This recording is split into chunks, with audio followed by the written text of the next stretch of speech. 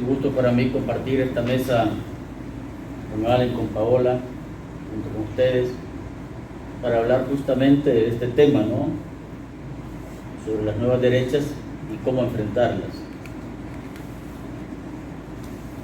Quiero partir de lo último, por lo menos como una idea general con respecto a lo que estaba diciendo Allen, que me parece muy importante, ¿no? De qué es lo que se nos propone para enfrentar las nuevas derechas. En general, frente a este avance, ¿no?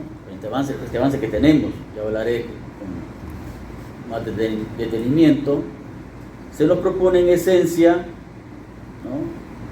El abandono, muchos sectores nos proponen en esencia el abandono de un programa de ruptura con el capitalismo y un repliegue a un programa mínimo. Es decir, frente a este gran avance, de esto que se magnifica, ¿no? En ese sentido, la apuesta no es a una política de ruptura con el capitalismo, sino lo contrario, ¿no? Y ahí la articulación que estamos viendo, ¿no? de estas cuestiones de frentes amplios en ese sentido, donde incluye un poco lo que decía Allen, aquella política del mal menor para enfrentar a las derechas, ¿no? Y es el camino que termina y es la vía que termina propiciando el camino del fortalecimiento de estas derechas, ¿no? Eso como idea general, ¿no? Al cual me voy a referir.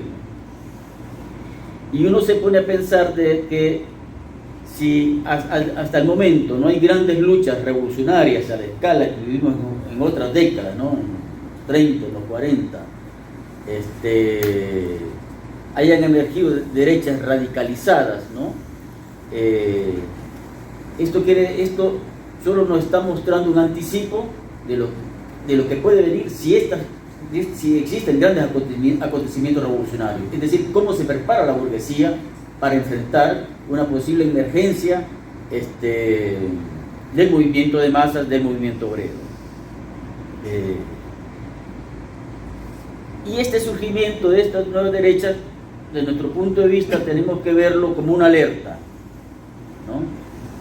Una alerta de que si el movimiento de masas no articula una respuesta revolucionaria a la altura, pues no será más otra cosa que derrotado en la lucha, o lo que es peor, sin presentar batalla.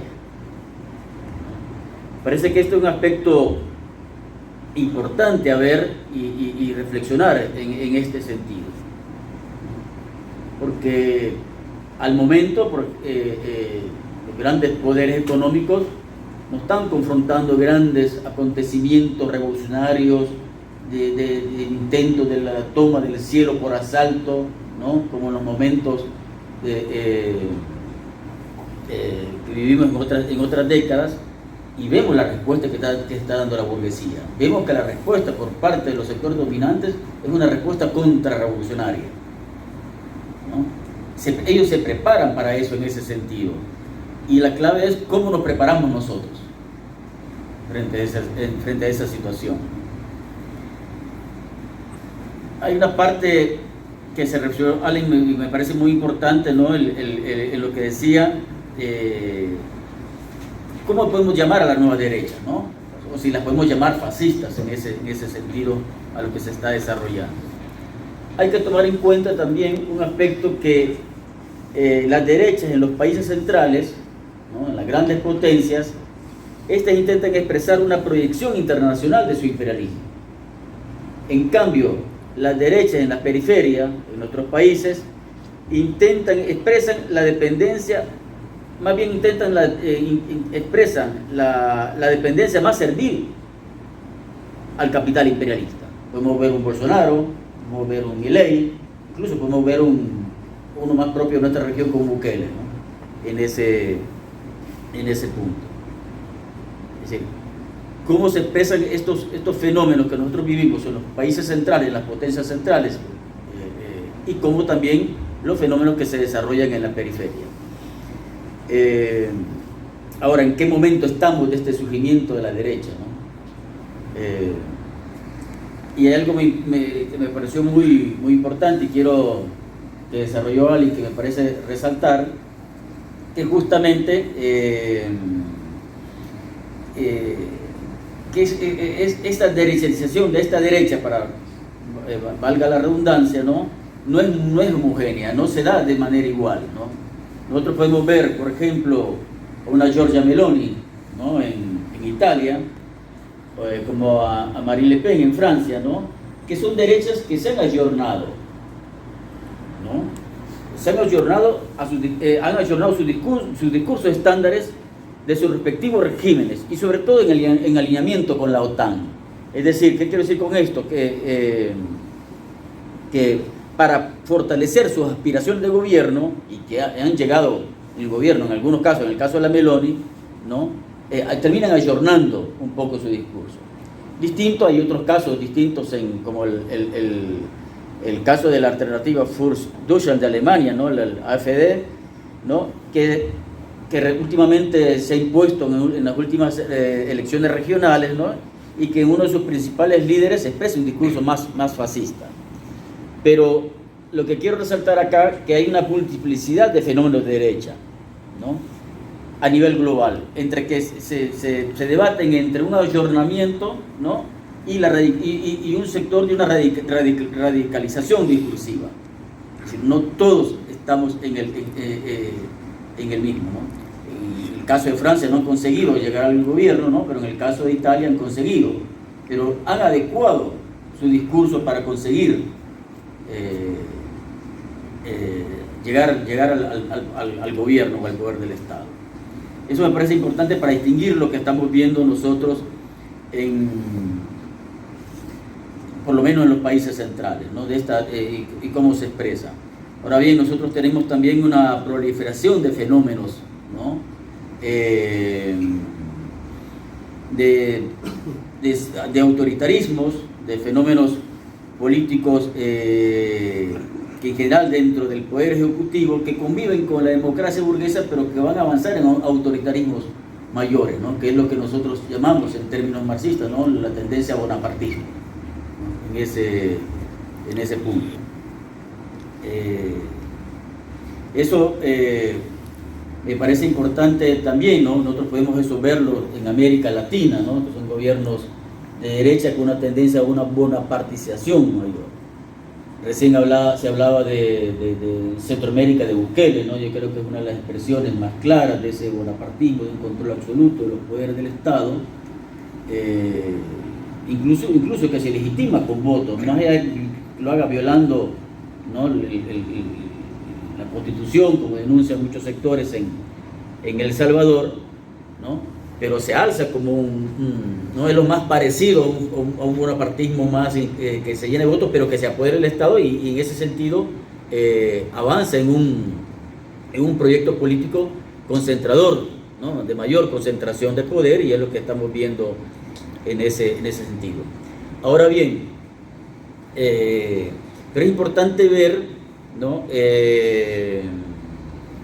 que algunos sectores hablan, ¿no?, de que ya estamos en una especie de fascismo en ese sentido, pero hay que tomar una cuestión que parece importante, que hay que empezar a abordar esta cuestión de ese fascismo histórico, ¿no?, porque el fascismo histórico, cuando lo tenemos que discutir, no es una cuestión del pasado, sino del futuro, ¿no? Es decir, si nosotros vemos fenómenos más fascistoides, ¿no?, en lugares como Estados Unidos, que aún están de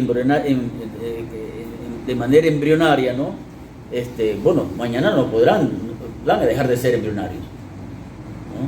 Y ahí lo fundamental es cómo preparamos para enfrentarlos. Nosotros no creemos que estamos ante fenómenos fascistas en el sentido clásico del término, ¿no? Por eso concuerdo con lo que planteaba Allen en ese sentido, pero se trata de una cuestión de alerta y cómo nos preparamos frente a eso, ¿no? Porque podemos estar en una situación en que pueden depender de la dinámica que tengamos tanto en los procesos de lucha de clases en los países centrales, ¿no?, como en los países de la periferia, podemos revivir estos fenómenos, ¿no?, en ese punto. Más aún si se presentan fenómenos de movimientos revolucionarios fuertes, ¿no?, de que disputen directamente el poder del Estado en ese sentido. Porque si nosotros esto lo pensamos históricamente, sabemos que la revolución y la contrarrevolución históricamente vienen de la mano. Y es un punto que es lo que tenemos que ver, que en cualquier momento u otro, este choque inevitablemente se va a tener que dar, ¿no? En ese punto. Entonces, hay que prepararse también frente a esas situaciones a futuro. Ahora bien, nosotros venimos en las últimas etapas, ¿no?, de una serie de procesos, y esto tiene que ver también cómo se le abre camino a las derechas, ¿no? Cómo surgen cómo retoman vuelo esta nueva derecha, ¿no? Que venimos en las últimas etapas de procesos de revueltas, neoreformismos y surgimiento de nuevas derechas, ¿no? Vivimos como una especie, asistimos a grandes revueltas, incluso a nivel países de la periferia, en otros continentes, ¿no? También, como hemos visto nosotros en nuestro continente, como procesos como el de Chile, como el de Colombia, ¿no? En Bolivia, bueno, y otros países donde surge y expresan esta dinámica, ¿no?, de rebelarse contra si bien no amenazan, estas últimas revueltas que hemos vivido no amenazan el poder del Estado, ¿no?, en ese sentido, ¿no?, en ese punto, pero sí hacen poner en crisis a los regímenes políticos, pero que al mismo tiempo, alrededor de esto vamos a ver, ¿no?, como válvulas de escape a estos procesos, a sectores que nosotros llamamos reformismo o neoreformismo, que van a actuar como válvulas de salida de esta movilización para salvar en última instancia al régimen capitalista, ¿no? Nosotros podemos ver los procesos aquí en nuestro continente, como las revueltas en Colombia, ¿no?, que fueron de mucha agudeza, que siguió con detenimiento los acontecimientos en Colombia, después de 30 años fuertísimos de una juventud que el término que perdió el miedo era para ponerle nombre por el tipo de dónde se venía en etapas anteriores, tuvimos, ¿no?, y que fueron muy agudos y con procesos muy interesantes de movilización y hasta fenómenos de autoorganización, ¿no?, en algunas ciudades de Colombia. Vimos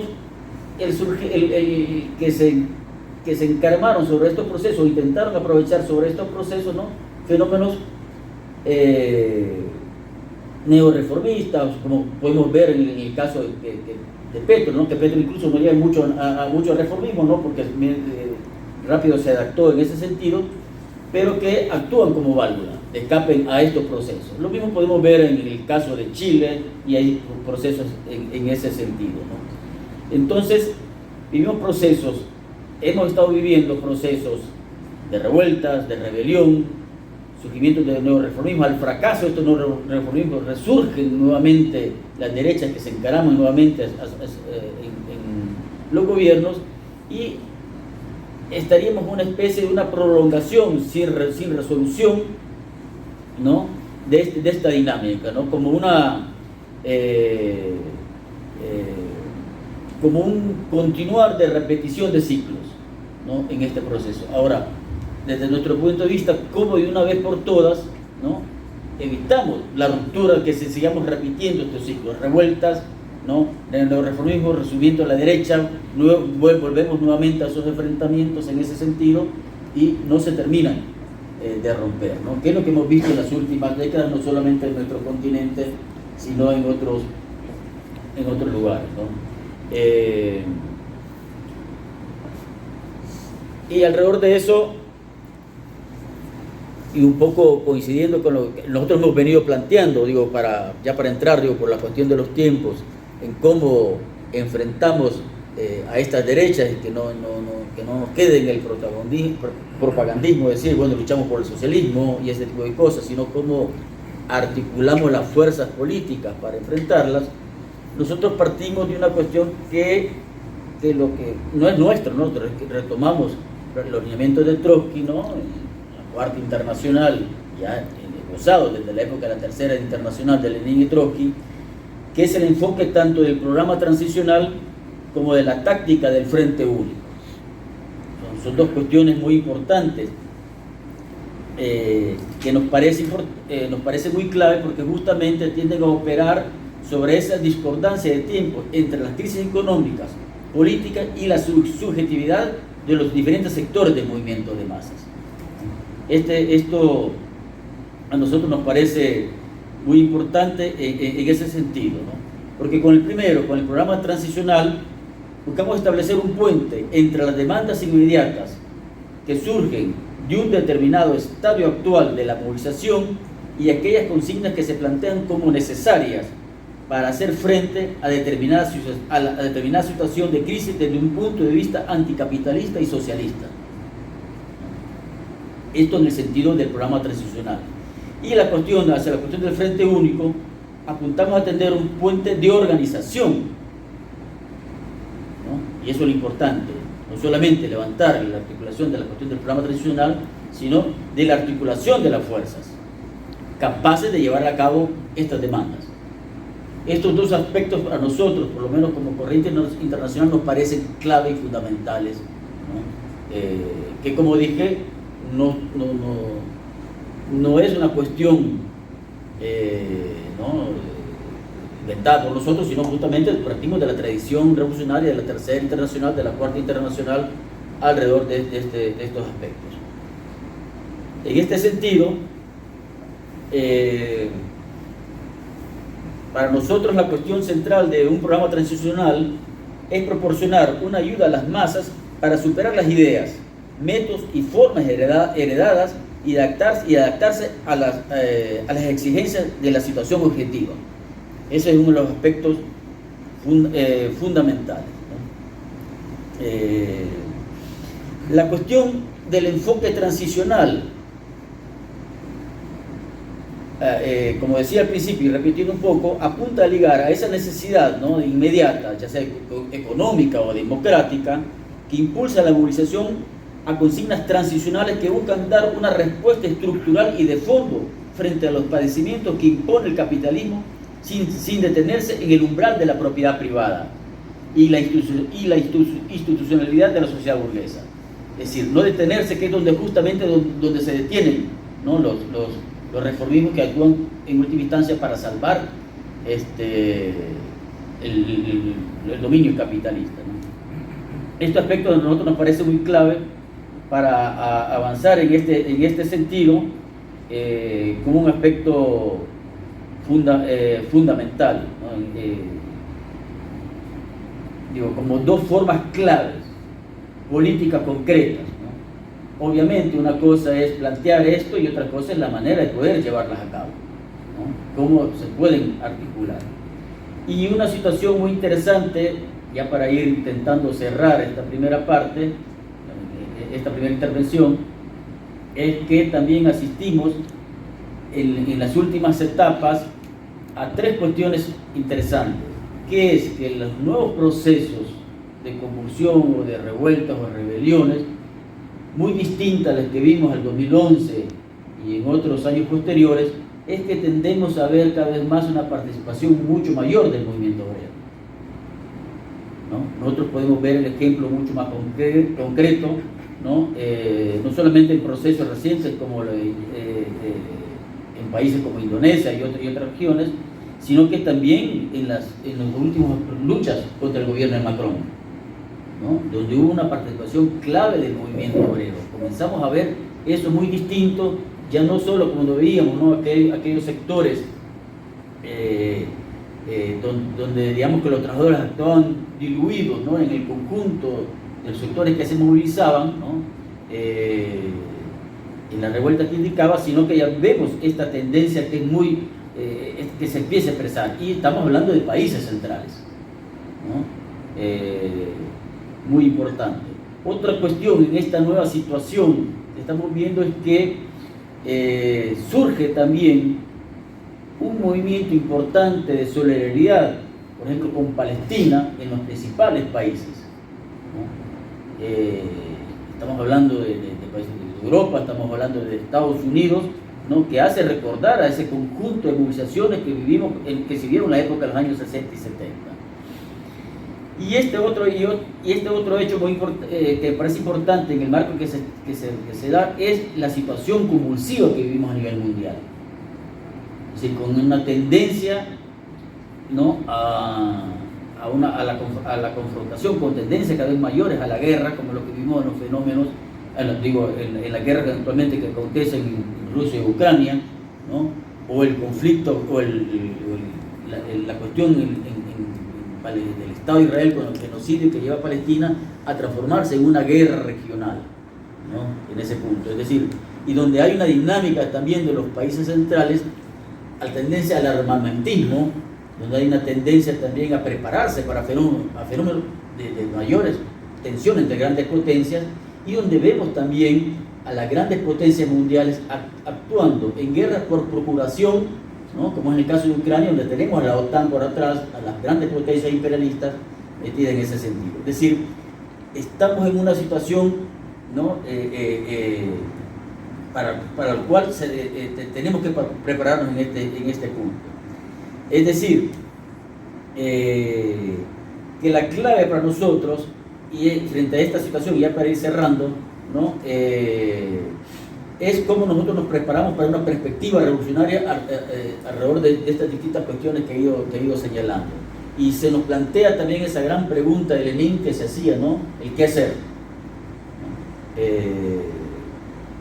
Para nosotros, en el momento actual, se trata también al calor de esto, desarrollar una izquierda anticapitalista y socialista que esté a la altura y pueda contribuir a su desarrollo en términos revolucionarios. Es decir, cómo apostamos, es decir, cómo nosotros también apostamos a poner en pie una izquierda anticapitalista, socialista, la construcción de fuertes partidos revolucionarios, ¿no? Que nos pueda prepararnos para los futuros de combate en ese punto. Creemos que esta es la manera de prepararnos, justamente colocando en su verdadera dimensión estas nuevas derechas y cómo enfrentarlas, cómo nos preparamos para ello. Por el momento. Gracias.